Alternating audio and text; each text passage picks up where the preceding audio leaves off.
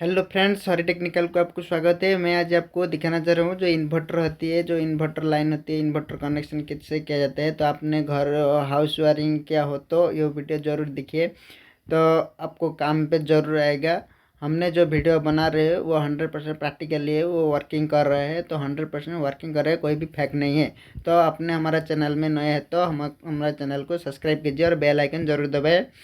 तो इस वीडियो को ना कट करके एंड तक जरूर देखिए, क्योंकि इस वीडियो आपको बहुत हेल्पफुल करके चलते हैं, दिखते हैं किस तरीके से हमने जो इन्वर्टर लाइन होती है, हमारे जो इन्वर्टर लाइन होती है उसको किस तरह से वायरिंग किया जाता है और इन्वर्टर किस इंस्टॉल किया जाता है उसको देखते हैं, चलते हैं दिखते हैं। फ्रेंड्स, मैंने आपको वहाँ पे एक डायग्राम दिखाया है, जो एक स्विच वो प्लग होती है, सॉकेट होती है, वहाँ पे एक स्विच होती है, वो 16 एम्पियर की है। तो वो जो होती है वो 16 एम्पियर की होती है। वो 16 एम्पेयर स्विच और सॉकेट होती है, वो दोनों होती है।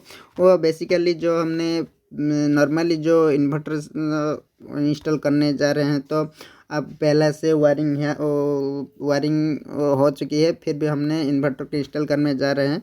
तो वहाँ पे इसी तरह का स्विच बोर्ड आपको दिखाई देगा, तो नहीं दिखाए तो आपने इस तरह एक स्विच बोर्ड बनाना पड़ेगा।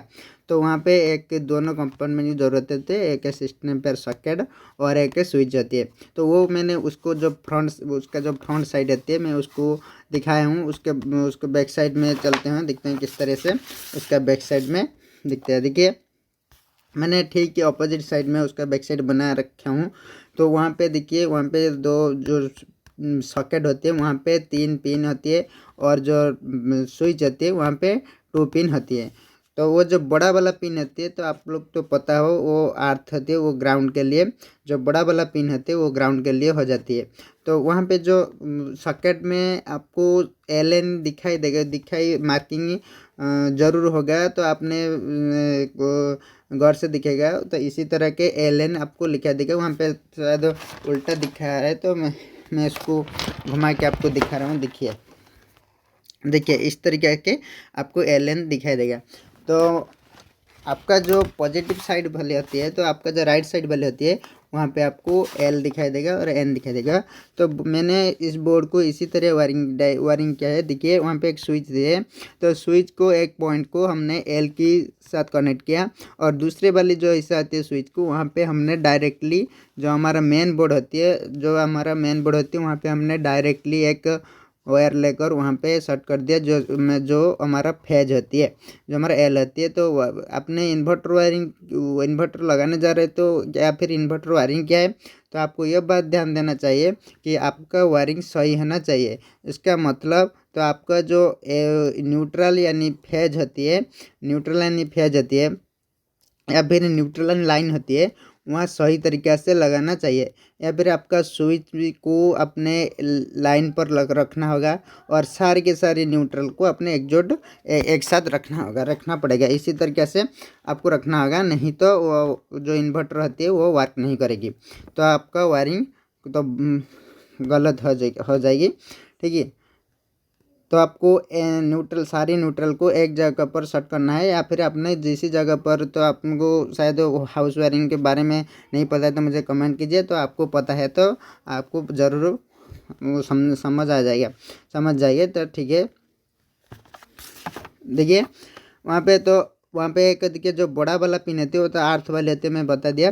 और उसके साथ जो मैंने एल को, जो फेज को स्विच के थ्रू से मैं सॉकेट में एल पर जो हमारे राइट वाली हिस्सा होती है, वहाँ पे राइट वाली हिस्सा होती है, वहाँ पर कनेक्शन कर लिया। और न्यूट्रल वाली जो हिस्सा आती है, मैंने उसको न्यूट्रल में लगाने के बाद, तो हमारा जो इन्वर्टर की बोर्ड होती है वो तो कंप्लीट हो चुकी है। तो इन्वर्टर एसी वाली बोर्ड होती है कंप्लीट हो चुकी है। तो इन्वर्टर कैसे वर्क करती है, तो हमने तो उसका जो बोर्ड होती है उसको मैंने तैयार कर दिया, और किस तरह से वर्क करती है। देखिए फ्रेंड्स, वहाँ पे मैंने एक इन्वर्टर की इमेज पहले से काट के रखा हूँ। देखिए, इमेज बना के रखा हूँ। इस तरीके से वो जो इन्वर्टर रहती है वहाँ पे जो 3 पिन या 5 पिन सॉकेट दिखाई देगा वो आपका आउटपुट वोल्टेज आपको प्रोवाइड करेगा। उसका मतलब वहाँ से आपको 220 से 250 तक आपको 250 220 से 250 तक वोल्टेज आउटपुट करेगा। तो वहाँ पे दोनों पॉइंट मैंने दोनों वायर में लगा के रखा हूँ। तो मैंने नॉर्मली इन्वर्टर की बात कर रहा हूँ, सोलर इन्वर्टर नहीं है। तो वहाँ पे 2 वायर निकलती है। तो आपको इसी वायरिंग से अपने जो भी सोलर या फिर नॉर्मल वायरिंग अच्छी एक ही तरह होती है। तो कोई बात नहीं, आप जिस इन्वर्टर की वायरिंग कर सकते हैं, कोई बात नहीं। वहाँ पे देखिए 2 वायर आपको दिखाई देगा। वहाँ पे एक बैटरी नेगेटिव होती है, वहाँ और एक बैटरी पॉजिटिव वाली होती है, वो बैटरी में लग जाती है। तो वहाँ पे एक एसी इनपुट के लिए एसी कोड आपको दिखाई देगा। वो एसी कोड आपको तो पता है, तो वो कोड आपको दिखाई देगा। तो वो वाली जो होती है हमारा वहाँ से लगेगी, जो हमारा सॉकेट होती है वहाँ से लग जाएगी। तो उसको किस तरीके से हमने वायरिंग करेंगे, देखिए किस तरह करिए। देखिए तो आपको अपने जब कस्टमर के पास जाओगी तो पहले से वायरिंग तो हो चुकी है। तो आपको इसी तरह की मेन बोर्ड आपको दिखाई देगा, जहाँ पे एमसीबी आरसीबी या फिर आपका कोई भी दिखाई देता है, मेन बोर्ड दिखाई देता है। वहाँ पे आपका लोड चले जाती है। लोड यानी आपका जो घर पर जो आपके जो फैन अगर वगैरह चल रहा है वहाँ पे चल जाती है। तो इन्वर्टर की मेन बोर्ड इसी तरह दिखाई देगा। तो नहीं तो आपको वहाँ से एक इन्वर्टर की बोर्ड लगाना होगा। तो वहाँ पे तो आपको पता है। तो हम एक स्विच बोर्ड के पास हमारे जो वायर होती है, कम से कम हमने 4 वायर हमारे स्विच बोर्ड को प्रोवाइड कर रहे हैं। नॉर्मली जो 4 वायर ज़रूर देना चाहिए। तो वो किस वायर होती है, तो एक होती है न्यूट्रल होती है, 2 होती है लाइन होती है, यानी हमारा जो फेज होती है डायरेक्टली फेज होती है। 3 में हमारा जो इन्वर्टर वाली वायर होती है। चौथा में हमारा जो ग्राउंड होती है, हमारा जो ग्राउंड वाली लाइक होती है। तो ग्राउंड वाली तो हमने तो आपको पहले से बता दिया। तो न्यूट्रल वाली कहाँ से लगी वो भी बता दिया।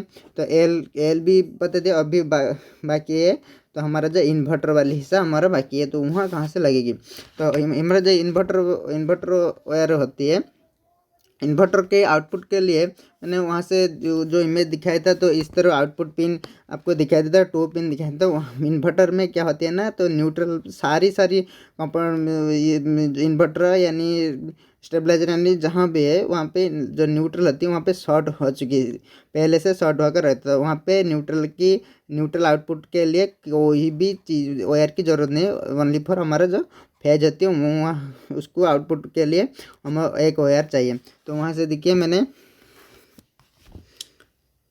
देखिए इसी तरह